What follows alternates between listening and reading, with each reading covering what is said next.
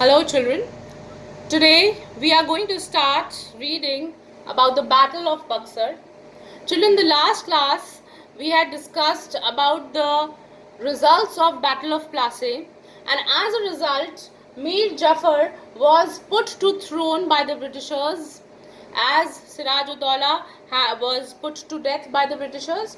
So Mir Jafar was a mere puppet ruler, and when Mir Jafar tried to outthrow the Britishers, the Britishers, they deposed Mir Jafar and put Mir Kazim, his son-in-law, on the throne. So what happened was that Mir Jafar was creating a lot of problem for the British because he was not agreeing to the terms of the British. He refused to be a puppet of the Britishers.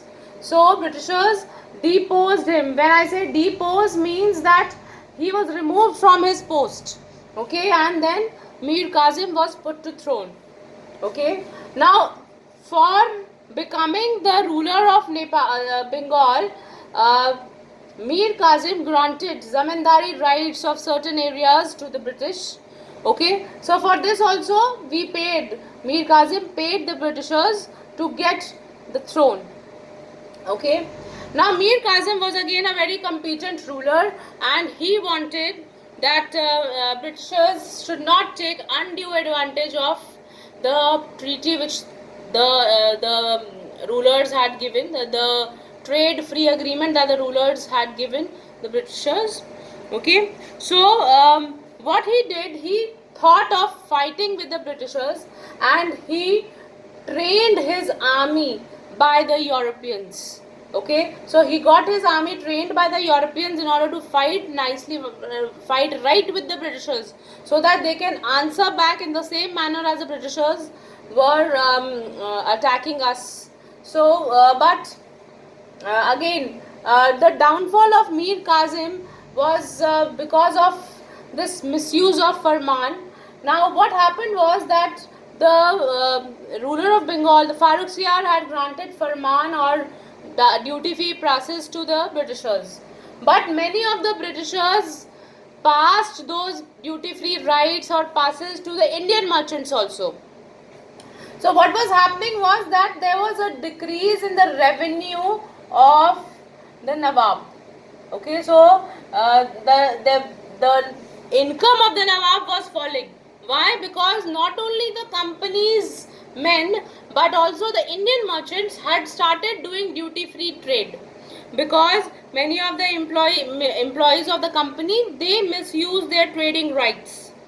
Okay, then Mir Kazim, in order to put end to all the activities, corrupt activities of the British. Now, corrupt activities were misusing of this Farman, and then again they wanted more and more rights in political say. So he abolished all the duties on internal trade. Again, he also did what Siraj-ud-Dawla wanted to do. He also abolished all the duties on internal trade.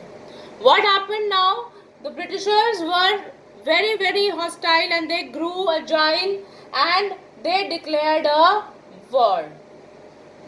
Okay.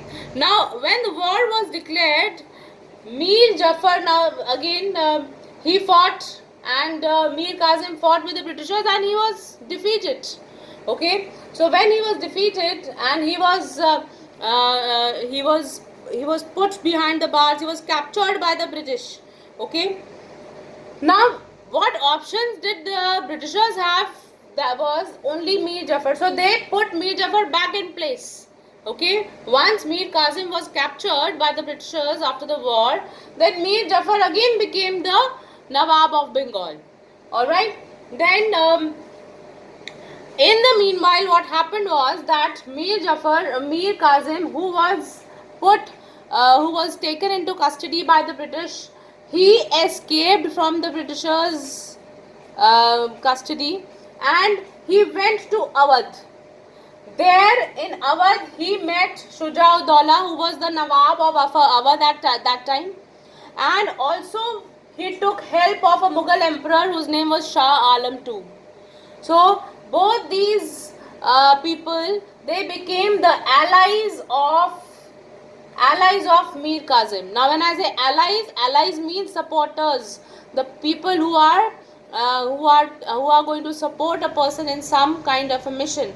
So Mir Kazim had a mission to defeat the Britishers, and he sought help from Shuja-ud-Dawla, who was the Nawab of Awadh, and Shah Alam II, who was the Mughal emperor. So Mir Kazim, along with Shuja-ud-Dawla and Shah Alam II, they declared a war against the Britishers. Now, this war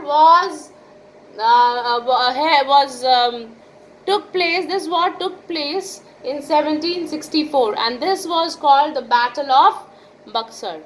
And decisively, though these people had their three armed forces, but still Britishers were too powerful for them, and the result was that they were defeated. Okay, so what was the result? The combined forces of the three allies, they clashed with the company's troops in Buxar, and they were defeated badly. Now, what happened, children? The importance of this battle is that, first of all, Britishers were made masters of Bengal. Now, I told you in the online class also that Bengal at that time was considered as the territory which is now in Bihar and Orissa as well. So, Britishers, they were the masters of Bengal, Bihar and Orissa. Again, the political influence came over Awadh and the Mughal emperor. Now, the Britishers also, they had a say in Awadh, the area. Now, Awadh is now, we call it Lucknow. Okay. So, if you look at India's map, Awadh became a buffer state. Now, when I say buffer state, means that from Bengal, when the Britishers entered, if this is India's map, and from here, if they entered, and they captured all Bihar, Bengal and Orissa. Now, here is Awadh. Okay, this became the state which was a link to the other states, or which was a link to the rest of India. Alright, so this was again a very important result of the Battle of Buxar. Now, in the meanwhile, this Battle of Buxar, Robert Clive came to India as the governor of India, and also this thing, the foundation of the British rule in India was laid. Clear? Now, children, I am going to discuss about a very important thing, that is the Treaty of Allahabad. Now, this happened in 1765 when the Battle of Buxar was fought.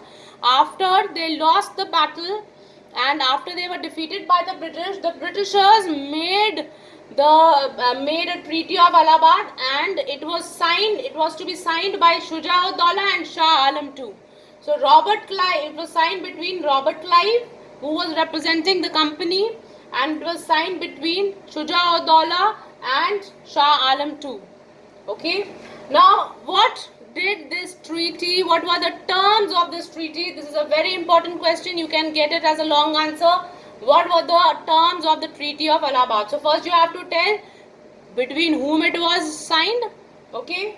Then the result of Treaty of Allahabad was that Awadh was returned to Shuja-ud-Dawla, okay, except the areas of Kora and Allahabad. Now, this Kora and Allahabad were not given back to the Nawab of Awadh. Now, Shuja-ud-Dawla got back Awadh because he was the ruler there, and this Nawab of Awadh had to pay 50 lakh rupees to the company so that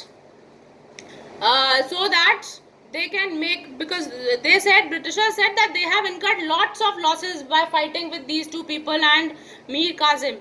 So, Britishers asked both these rulers, Shah Alam II and Shuja-ud-Dawla, to pay them money for making their loss good.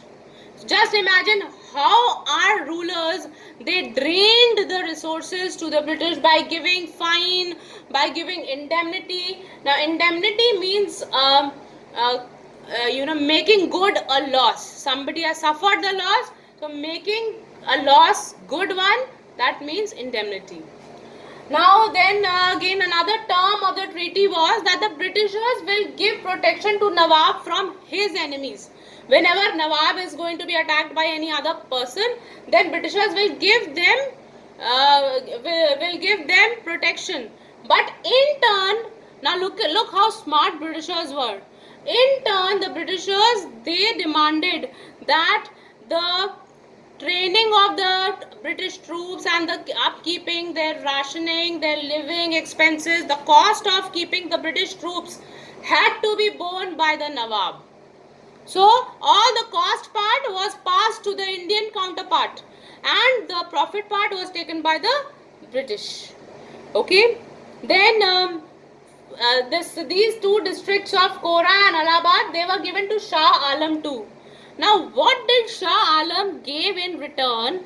Now Shah Alam was given these two districts, that you are responsible for the administration of these two districts, plus he was also given 26 lakh rupees as pension, and they said that you can retire. Now Shah Alam was also very happy. What he did, that he got these two districts, he was happy with these two districts only, and he gave, what he gave to the Britishers was the Diwani rights of Bengal. Now what do you mean by Diwani? Diwani means a right to collect the revenue, the taxes from people. So now the Britishers had both the administrative power to control the activities of Bengal and the revenue collecting power, meaning to collect the taxes from the people of Bengal. So both the powers, now gradually this, what all this Treaty of Allahabad and Buxar, what all this led to was giving the throne, or giving the ruler, giving the administration in the hands of the British.